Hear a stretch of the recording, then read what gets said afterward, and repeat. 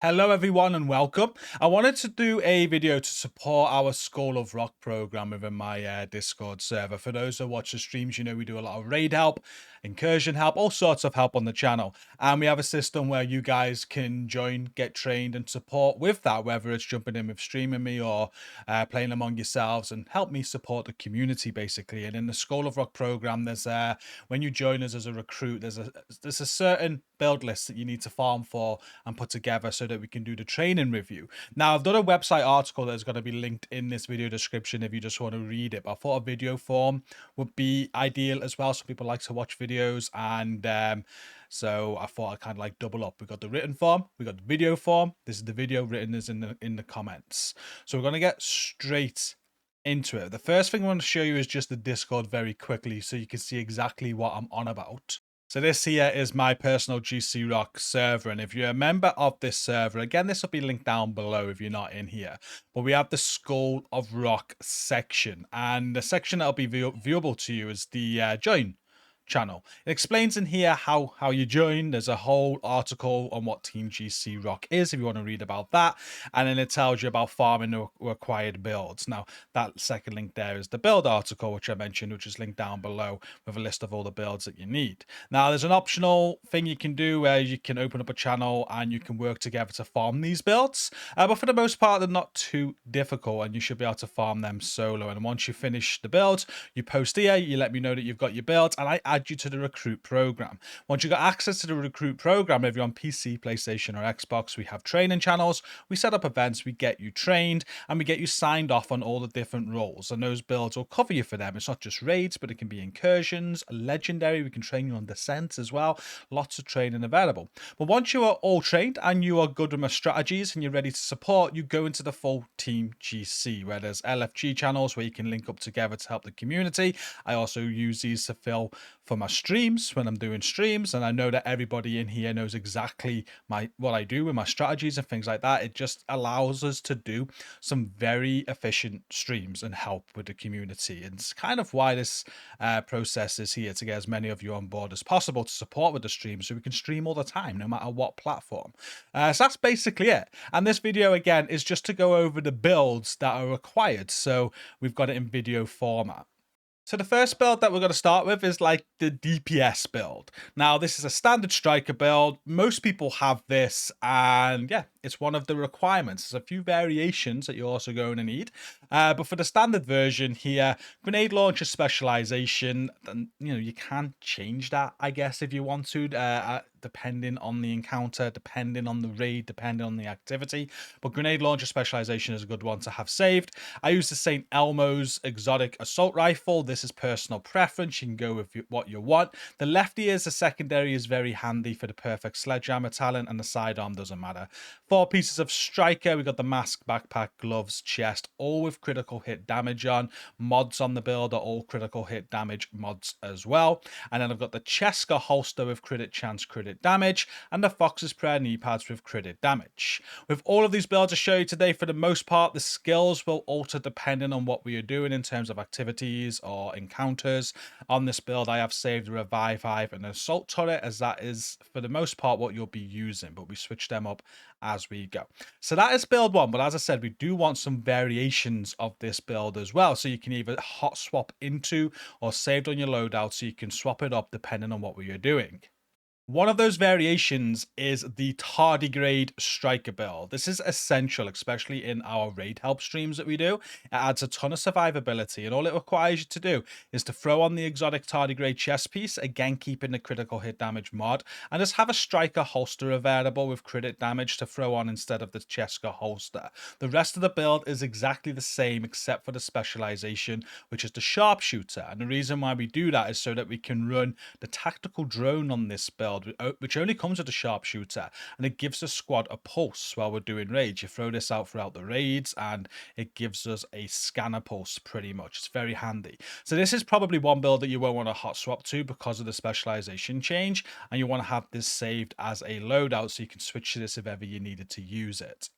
Another version of this build will be the Coyote's Mask version, and the Coyote's Mask basically buffs your team's critical hit chance and critical hit damage. We'll always have at least 1 or 2 people running this version just for those buffs, and again, the build is exactly the same pretty much. We're just dropping the Striker Mask, putting on the exotic Coyote's Mask, and then throw it on. I've got striker knee pads there with critical hit damage on. It doesn't really matter whether you go for knee pads or holster. Same with the last tardigrade build. Whichever one you prefer to swap out is fine. For whatever reason, I've swapped out different ones with my 2 variations. But the build is exactly the same really as the standard, just with those swaps. And this is very easy to do hot swapping. Specialization is the same. You don't really need to have this build saved as a loadout. You can just swap it when you're asked to use it.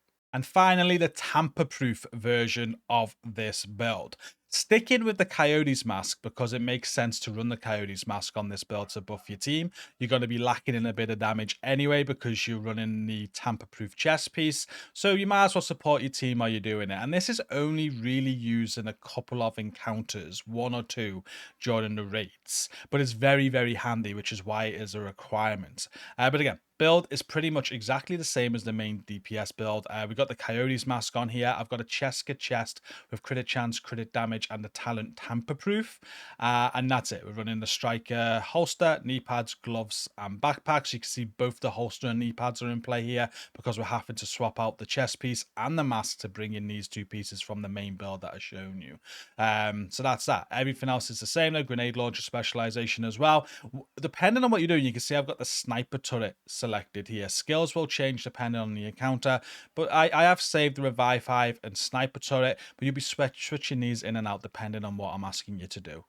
Now, one final point to make before we move on to the other builds is if you've got a favorite DPS build that you like to run with Striker and you like to do it your way, that's fine. Now, I have this. So I've shown you the 4-piece standard Striker build, but I hardly ever use that because I love to use a glass cannon Striker build. This is the one I use all of the time. You might prefer like an obliterate Striker build, but if you have a version of Striker that is very effective and you really enjoy using it, then go with it. So yeah, you can kind of play with a DPS build and tailor it to how you like it. The idea is to get the maximum damage out of it as possible, though. So I wouldn't really want to be seeing blue cores, but if you've got anything like this, 4-piece Striker, Fox's Prayer Knees, a Cheska chest piece with a talent that you like, mine's Glass Cannon, and it meets everything else that we've kind of said so far with the main standard build, it's not going to be a problem. This version of the Striker build is very effective because 200 stacks on 200 stacks on Striker can sometimes be hard to keep, especially on the raid, so the chest piece is sometimes pointless. It's why I take the chest piece out and bring in a Cheska piece, and the Glass Cannon is kind of like instant buff in damage. You don't need to stack for that Glass Cannon. So even if I'm struggling to get 100 stacks at times, I'm still getting the Glass Cannon buff from the get-go. That's why I like it. So again, if you want to build like this instead as your standard DPS build when you're running with me, that is absolutely fine. Next, I have 2 tank builds that I require when you join the School of Rock. Now, I'm going to show you these 2 builds, but you might have one build that can do all the roles. And if that is the case and you're confident with that, then not a problem. What I'll say is both of these tank builds are only really used on Iron Horse. One is used for the Furnace Room on Pfizer. That same build is then used for the boss fight on Williams for the strategy that I use. And then the other tank build is for Morozova for staggering and key tank. That key tank and stagger build is also used on Iron Horse, but only for the second boss encounter where you go down Alpha side on your own. So if you kind of know what I'm getting at here with the roles and you think you've got a tank build that covers all of that and you'll be fine, by all means go for it. But if you want to copy my builds, it's highly advised because these builds are super effective. So we'll start with this build. This build is what I call my Hasbro tank build, and this is the one that you'll use for Pfizer and Williams on Iron Horse. And we'll start with the specialization. I have the Firewall specialization on there, the Catharsis exotic mask.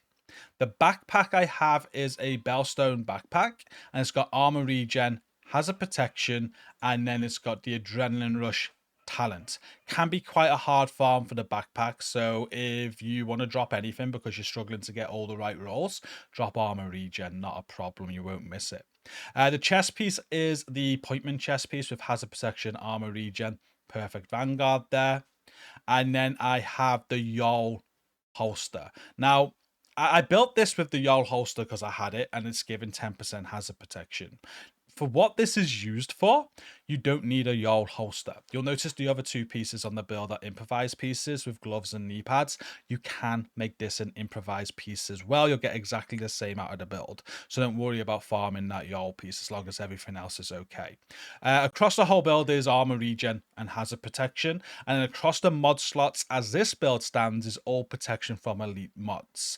If you switch out the Yol holster for another improvised piece, on that piece, do put burn resistance because that's what you're going to be lacking. You're going to be dropping 10% Hasbro by not having Yol. But if you throw on a burn resistance mod, then it'll cover you for that, what you're losing rather, pretty much. So that's that first tank build. I got a Revive Hive and a Bulwark Shield with that one. And as for the weapons, I will switch in and out of what I use. I'll always have a lefty as a secondary on this build. I'll sometimes have a high-end assault rifle with the Mosquito sidearm, or I'll have the Scorpio shotgun as well with the lefty, and the sidearm doesn't matter. So you'll have those available anyway, and depending on the encounter, you might want to switch those out. Next is what I call my key stagger tank build, and you'll see it looks very similar to the last one that I've shown you, and that's because it is. Again, we got the firewall specialization. This specialization isn't as important on this build, and you could probably go with the grenade launcher as well for what this build is mainly used for. It's used for Morozova, for the stagger and the key tank, and then it's used on Dark Hours for boss 2 when you go down a side on your own. And explosions are a thing on those encounters, so a grenade launcher works great as well. Firewall or demolitionist, entirely up to you. The build again has the Catharsis exotic mask. I've got a Lengmo backpack here with explosive resistance, armor regen, and adrenaline rush. Again, if you're struggling to get the backpack, don't be afraid to drop armor regen. It won't be that important losing one roll of armor regen, just to make it a little bit easier. We've got the appointment again on the chest piece, this time with armor regen and explosive resistance. And then again, we've got two improvised pieces, and we're finishing the build off with a Bellstone piece with armor regen and explosive resistance. And again, the improvised, I've got armor regen and explosive resistance on as well. Now with the mods on this build, you want to go for protection from elite mods again. And that is it. And it's the same with the weapons. Depending on what role you're doing, whether you're doing stagger or whether you're doing key tank, you might want to swap these up a bit. I sometimes use the exotic Mosquito. You might want to use the Ravenous. You might want to use a Scorpio. I always have the lefty equipped just because of Sledgehammer. It makes sense. But yeah, you'll be switching the weapons in and out as you please, really, and what you prefer. And the skills I've got is the Revive Hive and the Bulwark Shield. The next build requirement for the School of Rock is a healer build, and I'm showing you the standard healer build here, which I think a lot of people are aware of and a lot of people have. We have the survivalist specialization, we have the Scorpio shotgun, lefty secondary, sidearm doesn't matter. 4 pieces of future initiative on the mask, chest, holster, and knee pads. All of these are rolled to repair skills. Then we have the BTSU exotic gloves. And then I have the setup backpack with repair skills, skill haste, and perfect opportunistic. Now, this is a very hard farm because you've got to get repair skills and skill haste on it so you can roll skill tier on because it comes with a blue core. So don't worry about it being perfect. I'd say if you get skill haste or if you get repair skills on, that'll be fine. If you don't have both, not a problem.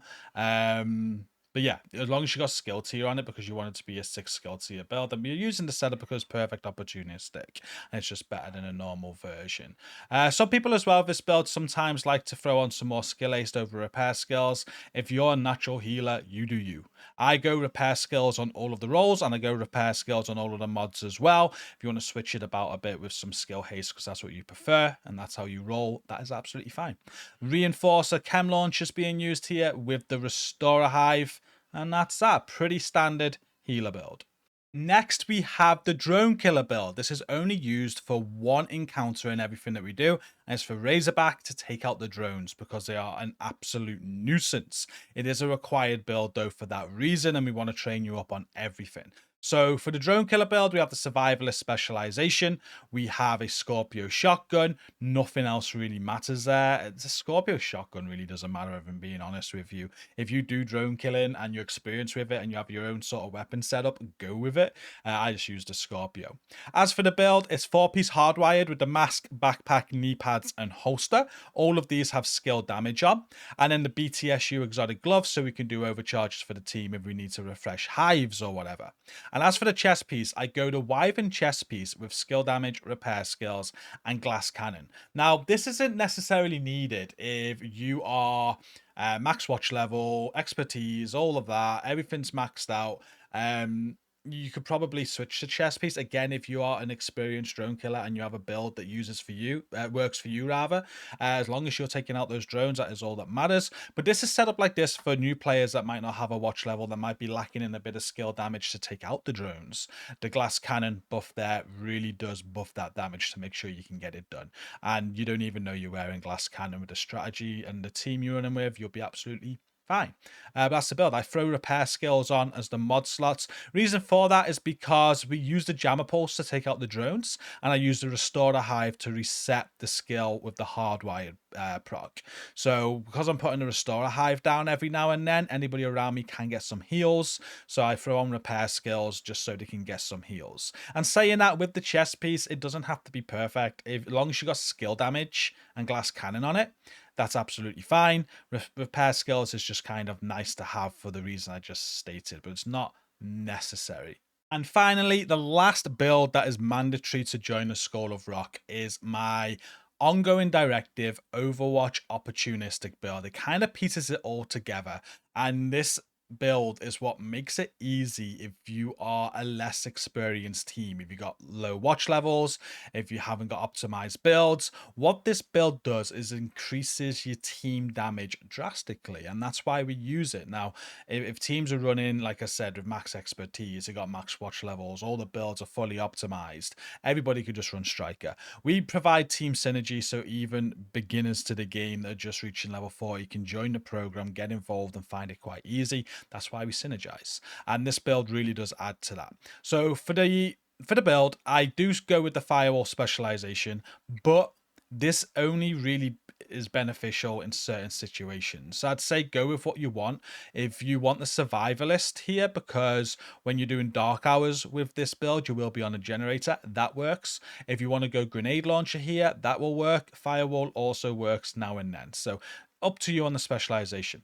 As for the weapons, you'll definitely want the Scorpio on because you're going to use the Scorpio to proc OD. Sidearm doesn't matter. And I go with a high-end assault rifle with Vindictive on. Again, though, this is very situational. It basically, on some of the raids, this is where I use this build, there's a potential for Vindictive to be very well, especially on like the Williams boss fight and the Grey boss fight. It can work good. It can also work quite well on Weasel boss fight as well, but there's some encounters where it's not really going to work, so you don't have to do this. You can go with any AR that you want and any talent that you want, but this does work well on certain encounters. I go Carbine 7, damage target out of cover, and Vindictive just to help buff more damage to the team with the rest of the build.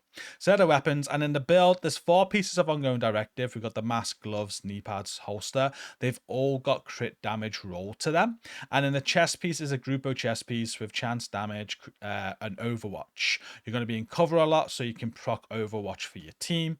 And the backpack is the setup backpack with crit chance, crit damage, weapon damage, and obviously comes with perfectly opportunistic. We'll be taking advantage of that as well. You and the healer will kind of work together with opportunistic. There'll be encounters where the healer can drop opportunistic and use a different healer build if they have it, because you're going to be covering it. So just again, it allows for good team synergy and adjustments depending on encounters to make things a little bit better and provide more damage for the team. Now again, this can be a hard farm because you've got to get chance and damage to roll weapon damage on it because it comes with a blue core. So if you are missing one of them, don't worry, as long as you've got chance or damage and you've rolled weapon damage on, it'll work until you find the perfect piece. On the mod slot, it's all crit damage mods. And again, as for the skills, you'll be swapping skills depending on the encounter and activity. I always have saved a revive hive and an assault turret. And that is it for the mandatory builds. Once you have farmed those builds and you have them, you can join the School of Rock. Just post in that channel we'll get you the recruit role and we'll get you in on some training. The idea of the training, it doesn't matter if you're experienced, if you're new, it doesn't matter what level you are. The idea is that I get you trained up with my strategy. Once you know my strategy, you're able to jump in with me on any of my streams. It enables me to stream at length rates. What I want to do, I want to do a lot of help on the channel, and to do that I need a big pool of people to know what I do. So I'm training you up so you know what I do, and then when I call upon you guys, you can jump in and we can just keep things efficient and moving forward. Not only that though, you got the opportunity to run with others, help the community yourselves, and even become a Team GC captain yourself, where like me, you're setting up runs using the team you have available and helping the community like I do. You can even be a trainer one day. It's a process, and the journey is your own, but it starts with farming the builds I've just shown you, getting involved in the School of Rock, whether you're experienced or non-experienced, just learning the strategies and getting on the team.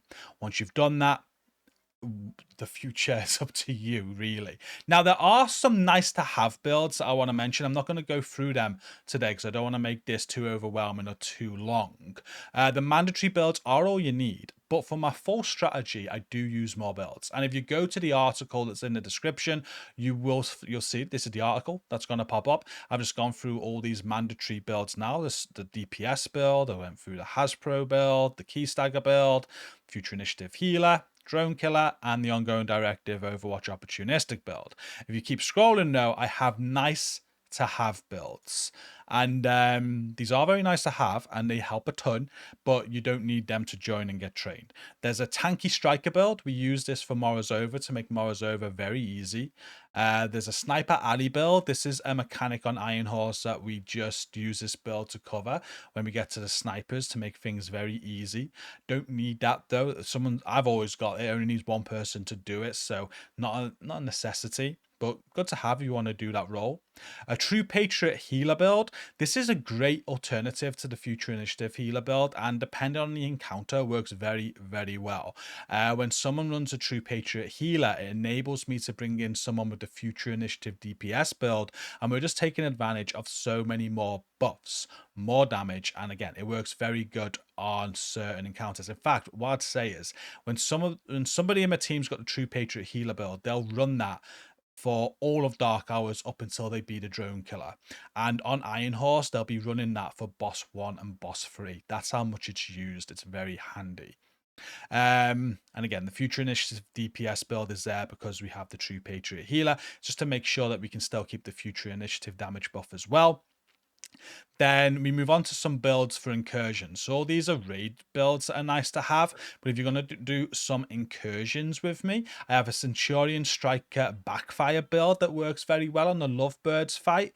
I have a Dodge City Striker Bighorn build that works very good on the Williams fight, and I have a Measured Assembly build that works very well on the Lovebirds fight as well. So they are all the nice to have builds, but with the mandatory builds alone, you will be set up for anything that I do, whether it's raids, legendaries, incursions. The strategies I use, these builds will cover. The nice to have builds do just make things more efficient and more easy, but again, they're nice to have, and some of them are very hard to farm for, so I don't want you to like stress about them. I see some people when they've joined the School of Rock in the past really focus on getting all of these builds, and it's kind of delayed the progress. You don't need to. Just go for the mandatory builds, add the nice to have ones later if you want to. Get in the School of Rock as soon as you can so we can get your training going as soon as you can, because the more people we have as recruits, the more training sessions we can do, the more people we can get on board with Team GC, and the more that we can grow this. But that's it for the video. I hope it's been helpful. Again, the article is in the description. Go and check it out. The link to my server is in the description. Go and check it out if you want to join in on this. And this is basically the process to get in with everything that I show you in streams, with all the raid help and everything we do. And it's a chance to run with myself as well, because I have my core team, but the amount I want to stream and go and help the community, they're not always available. So once you're in Team GC, you will be the people I call upon when I want to do these streams. So there'll be plenty of opportunity to jump in on stream with me and support after your training. That's what it's all about, really, to help as many members in the community as we can and keep on growing and keep on pushing. Well, thank you for watching. Again, I hope this has been helpful. Don't forget to like, subscribe, and yeah, I look forward to seeing you in the School of Rock. Take care. Peace.